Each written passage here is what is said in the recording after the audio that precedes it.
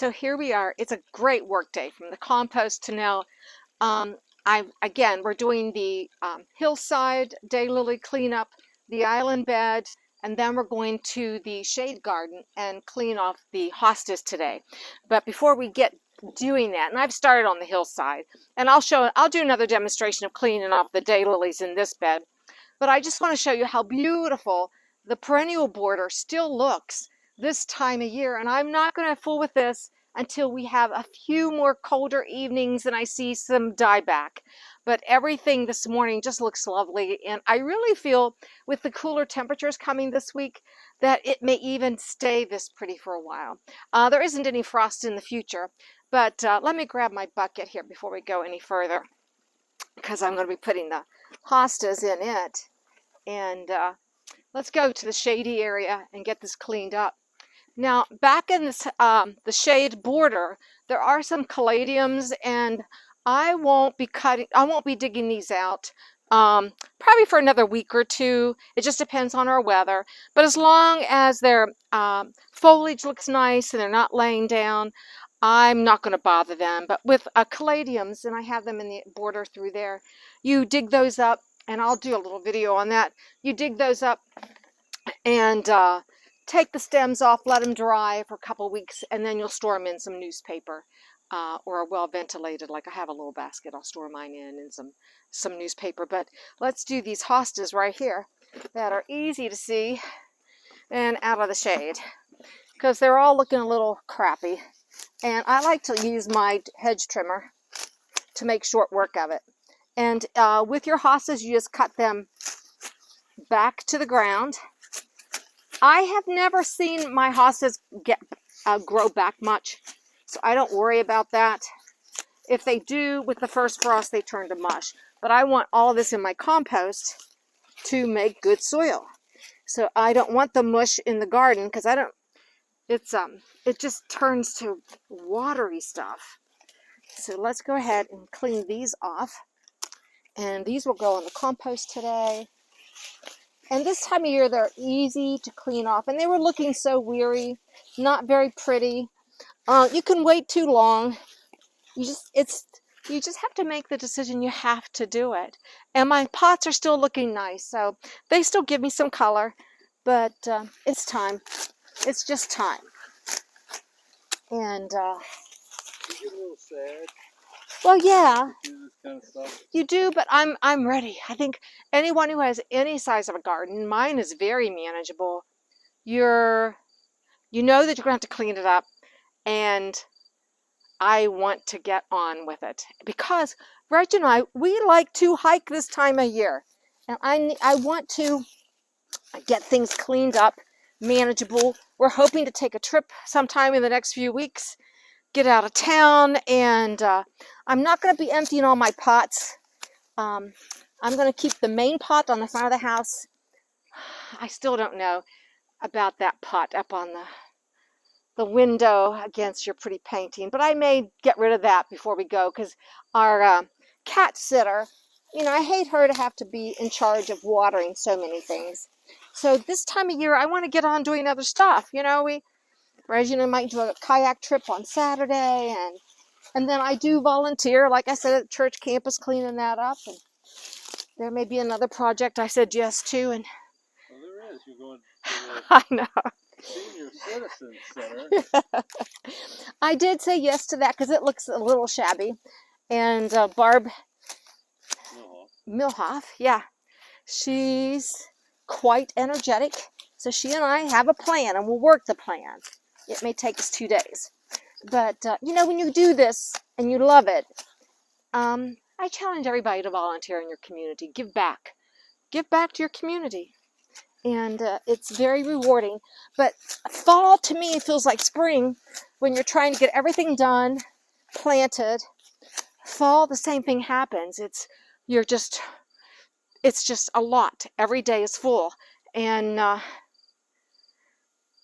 it's fun. You just got to remember, it's all fun.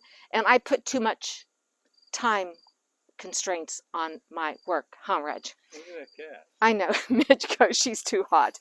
But that's how easy it is to cut back these hostas. And I'm not going to bore anybody with it. I don't put any mulch on this garden because you can see how the leaves from the willow tree naturally mulch it. Now when it comes to the daylily bed up here, so I'm going to go ahead. Let's move up there. I'll come back, finish this. And yeah, I want the snips, thanks. I'll finish cleaning up all these hostas today. I might leave those because they look pretty there. But all the hostas in this bed are going to come down. The hostas here will all be cut back. The caladiums will stay. So this is the, the shade border. Oh, and while we're here, take a look. How lovely. Yeah, if I can get These back up. anemones are, They are just beautiful. aren't they beautiful? But still, This is their first real good season. And a lot of blooms coming. the plant's beautiful. It has doubled in size. I can only imagine by next year. Look at the praying mantis. So cool. Anyhow, and then I learned of a new bug, the spotted lanternfly, which praying mantis will eat, but it's not a good bug. Anyhow, let's go over here because I want to show that if there's mulch needed, you want to mulch. So this is a plant I cut back earlier, and I'm not going to cut again. I'll let this foliage stay on there. This daylily has not been cut.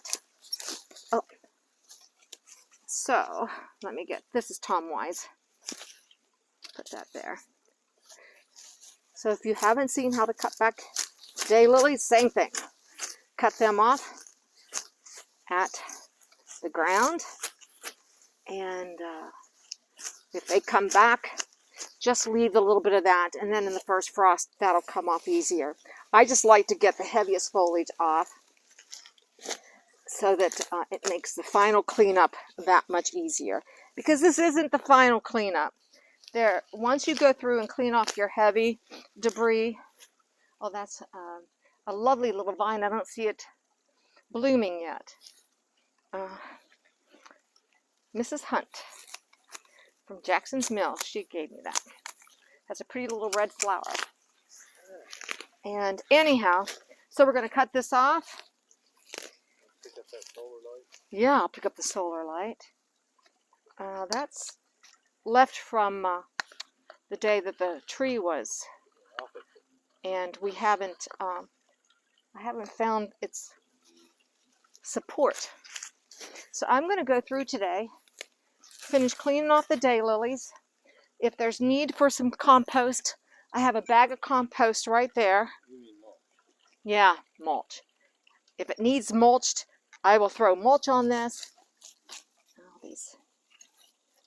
And that's so helpful to have these trimmers.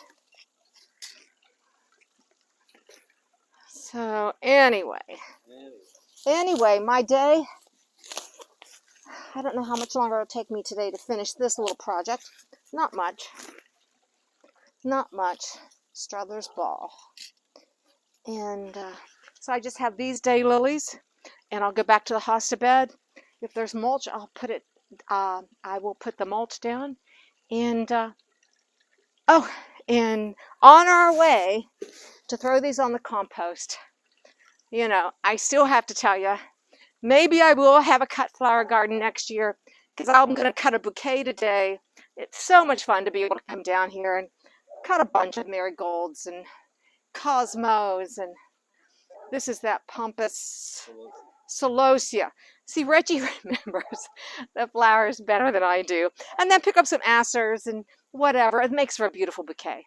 But anyhow, that is it for today. I'm going to just toss this on our compost pile. This is why we did it. And you'd be surprised how quickly it decomposes. So I'm onward and upward to finish the project today. And then I'll be done for, I don't know till when. Who knows? But thanks for watching Gardening on the West Fork. The fall cleanup has definitely begun. Bye.